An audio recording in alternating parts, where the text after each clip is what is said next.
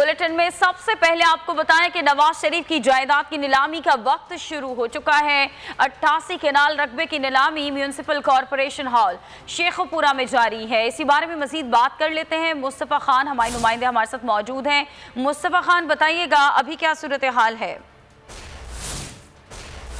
शेखपुरा में नवाज शरीफ की जायदाद की नीलामी के हवाले से आपको बता रहे हैं कि वक्त अब शुरू हुआ चाहता है। म्यूनिसिपल कॉरपोरेशन हॉल में 88 केनाल की नीलामी जारी है। म्यूनिसिपल कॉरपोरेशन हॉल में बताया जा रहा है कि मोहम्मद बूटा नामी शख्स ने पहला ज़र ज़मानत 10 लाख रुपए जमा करा दिया है। शेखपुरा में नवाज शरीफ की जायदाद की नीलामी जारी है। म्यूनिसिपल कॉरपोरेशन हॉल में 88 केनाल की नीलामी जारी है। मोहम्मद बूटा नामी शख्स ने पहला जमानत 10 लाख रुपए जमा कराया है।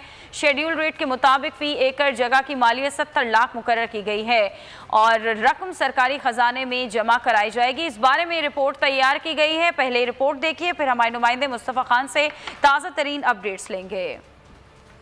नवाज शरीफ की अराजी अदालती हुक्म पर नीलामी जारी। शेखपुरा म्यूनिसिपल हॉल में 5 रुकनी कमेटी की जेर निगरानी 88 केनाल की नीलामी। मोहम्मद बूटा नामी शख्स ने पहला ज़र ज़मानत जमा करा दिया। मैंने 10 लाख रुपए का पे आर्डर उनकी डिमांड के मुताबिक, डिस्ट्रिक्ट कलेक्टर की डिमांड के मुताबिक उसका पे आर्डर जमा करवा दिया है बोली में हिस्सा लेने के लिए। शेड्यूल रेट के मुताबिक फी एकड़ जगह की मालियत 70 लाख मुकर्रर की गई है। नीलामी में साइल अशरफ मलिक भी मौजूद। नवाज शरीफ से 2014 में जमीन खरीदी थी। तमाम रकम बजरिए चेक अदा की। जमीन का कब्जा हमारे पास है। हमारे साथ नाइंसाफी की जा रही है। 2.5 साल से सिविल कोर्ट में मुकदमा जेर समात है। नवाज शरीफ को सिविल कोर्ट में दायर केस में अदालत ने फरीकैन को 27 मई को तलब कर रखा है। जमीन की नीलामी से हासिल होने वाली रकम को सरकारी खजाने में जमा करवाया जाएगा। नीलामी का अमल जारी है। हमारे नुमाइंदे मुस्तफ़ा खान भी इस वक्त म्यूनिसिपल कॉरपोरेशन हॉल में मौजूद हैं। उनसे मजीद सूरत हाल जानते हैं। बताइएगा मुस्तफ़ा।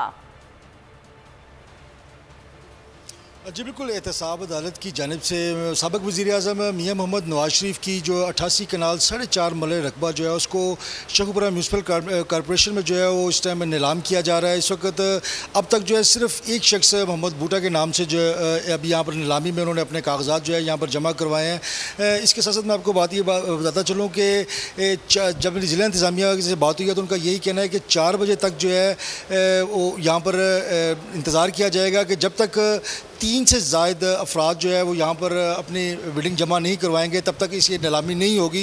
इसको फिर आगे जो है मौखर कर दिया जाएगा या इसका जवाब जो है वो एहतसाब अदालत को भिजवाया जाएगा। इसके साथ साथ मैं आपको ये बात बताना चलूँ कि यहाँ पर इस वक्त इस अराजी के जो है क्लेम करने वाले हज़रात भी यहाँ पर मौजूद हैं, जिनका ये कहना है कि ये रकबा जो है, ये डील जो है इनकी 2014 में जो है मियाँ मोहम्मद नवाज शरीफ के साथ हुई थी और ताहाल उसको ये क्लेम कर रहे हैं। ये इनसे जानते हैं कि इनका क्या कहना है। जी बताइएगा, क्या वजूहात की बना पर आप जो कर सके और क्या पैगाम देना? मसला ये है कि हमने एग्रीमेंट किया, पेमेंट उन्होंने कब्ज़ा दे दिया। हमारी चारदीवारी हुई है। हम 4 साल से काश्त कर रहे हैं। ठीक है, 4 साल से काश्त कर रहे हैं। उनकी पेमेंट सारी चुकता हो चुकी है, जो कि बैंकों ने जो सिविल कोर्ट में केस चल रहा है उसमें सारी चीज़ें उन्होंने क्लियर कर ली हैं। लास्ट एक चीज़ रह गई है, उनके फरीकैन अव्वल और दोम का दोबारा सामने उन्होंने बयान लेना है। बस ये बात रह गई है। बाकी जो है हमने पेमेंट चुकता कर दी है। एग्रीमेंट जो हुआ था वो उनकी मसरूफियत की वजह से वो रजिस्ट्री नहीं हो सकी इसकी। दूसरी चीज़ ये है कि ये मसले के इंसाफ, हमारे साथ इंसाफ किया जाए। अगर हमने पेमेंट अदा कर दी थी, कोर्ट में केस चल रहा है, इसको रोका जाए। और ठीक है मुस्तफ़ा, बहुत शुक्रिया आगाह करने के लिए। आगे बढ़ते हैं। जहांगीर ग्रुप को बनाने के लिए वजीर आला पंजाब मैदान में आ गए। हम ख्याल अरकान से मुलाकात करके शिकवे शिकायत सुनने लगे। 48 घंटों में 50 से ज़ायद अरकान पंजाब असम्बली से मुलाकातें की। तहफ़्फ़ुज़ात दूर करने का यकीन दिलाया। वजीर आला ने वाज़ेह कर दिया, हमेशा अरकान असम्बली को साथ लेकर चला हूँ। किसी के खिलाफ इंतकामी कार्रवाई का सवाल ही पैदा नहीं होता। तरीन ग्रुप के तोड़ के लिए बुज़दार का अहम तरीन मिशन। अरकान पंजाब असम्बली से मुलाकातों के बैक टू बैक सेशन। वज़ीर आला की 48 घंटों में 50 से ज़ायद MPS से मुलाकात। तरीन ग्रुप के अरकान का सुना अहवाल। हामियों से भी की खुलकर बात। उस्मान बुज़दार ने ईवान वज़ीर आला के दरवाजे अरकान असम्बली के लिए खोल दिए। मुलाकात के लिए रोज़ सुबह 10 से 11 बजे का वक्त मुकर्रर कर दिया गया। ज़राए के मुताबिक वज़ीर आला ने नाराज़ अरकान के गिले शिकवे सुने। वज़ीर आला ने वाज़ेह कर दिया, हमेशा अरकान असम्बली को साथ लेकर चला हूँ। किसी के खिलाफ इंतकामी कार्रवाई का सवाल ही पैदा नहीं होता। हुकूमती उमूर के अहम फैसले अरकान असम्बली की मुशावरत से ही किए जाते हैं। हर शहर को तरक्याती पैकेज दे रहे हैं। जहांगीर तरीन ग्रुप खुलकर सामने आ गया। बाज़ाब्ता नाम PTI नजरियाती ग्रुप रख दिया गया। पंजाब असम्बली में अलग नशिस्तों पर बैठने का फैसला। नज़ीर चौहान कहते हैं तमाम अरकान कल स्पीकर पंजाब असम्बली से मुलाकात करेंगे। मामलात हल करने के लिए उस्मान बुज़दार भी मुतहरिक। वज़ीर आला पंजाब के सेक्रेटरी ताहिर खुर्शीद की सईद अकबर नवानी से मुलाकात। तहफ़्फ़ुज़ात दूर करने की यकीन दहानी। ग्रुप के नून लीग से राब्तों का भी इंकशाफ। जहांगीर तरीन ग्रुप खुलकर सामने आ गया। ग्रुप का बाज़ाब्ता नाम पाकिस्तान तहरीक इंसाफ नजरियाती ग्रुप रख दिया गया। जहांगीर तरीन के हिमायती अरकान का सूबाई असम्बली में अलग नशिस्तों पर बैठने का फैसला। तमाम अरकान जुमेरात को स्पीकर पंजाब असम्बली से मुलाकात करेंगे। रुकने सूबाई असम्बली और पार्लिमानी सेक्रेटरी नज़ीर चौहान कहते हैं 30 रुकनी ग्रुप अलहदा नशिस्तों पर बैठ कर अपने अरकान असम्बली के हक तलफी के खिलाफ आवाज़ बुलंद करेंगे। मामलात हल करने के लिए उस्मान बुज़दार भी मुतहर्रिक। वज़ीर आला पंजाब के सेक्रेटरी ताहिर खुर्शीद की सईद अकबर नवानी से मुलाकात में तहफ़्फ़ुज़ात दूर करने की यकीन दहानी। जहांगीर तरीन हम ख्याल ग्रुप के मुस्लिम लीग नून से राब्तों का भी इंकशाफ। ज़राए के मुताबिक ग्रुप ने उस्मान बुज़दार के खिलाफ अदम एतमाद पर मुकम्मल साथ देने की पेशकश कर दी। नून लीग ने देखो और इंतज़ार करो की पॉलिसी का इशारा दे दिया। इमरान खान के दौर में मुल्क बदतरीन सियासी, इंतजामी और माली बहरान का शिकार हो गया है। आने वाली हुकूमतें दहाइयों तक हरजाना भरती रहेंगी। इमरान खान को मौशी बहरान विरसे में नहीं बल्कि सिलेक्टेड वज़ीर आज़म ने मुल्क में मौशी बहरान पैदा किया है। इमरान खान और उनके हवारी परवेज़ मुशर्रफ की तरह मुल्क तबाह करके लंदन भाग जाएंगे।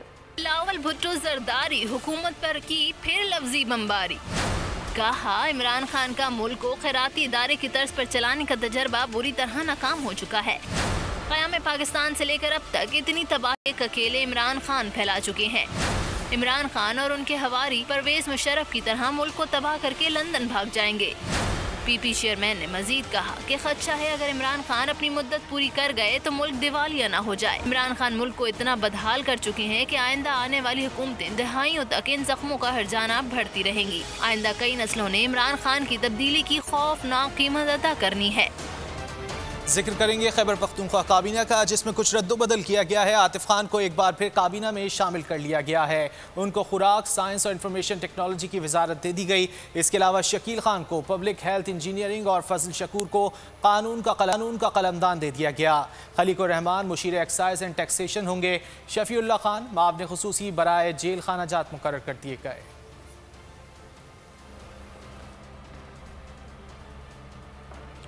अभी आपको खबर दें कि वज़ीर आज़म इमरान खान ने 2 अहम इजलास तलब कर लिए हैं। कौमी राब्ता कमेटी हाउसिंग और रिवर रावी अर्बन मंसूबे पर इजलास होंगे। दोनों मंसूबे के हुकाम वज़ीर आज़म इमरान खान को ब्रीफिंग देंगे। इजलासों में सस्ते घरों की तामीर का जायजा लिया जाएगा। घरों के लिए कर्जों की फराहमी की सूरत हाल पर गुफ्तगू होगी। इजलास में वफाकी वज़रा, मुशीर, मुआवनीन खुसूसी शरीक होंगे।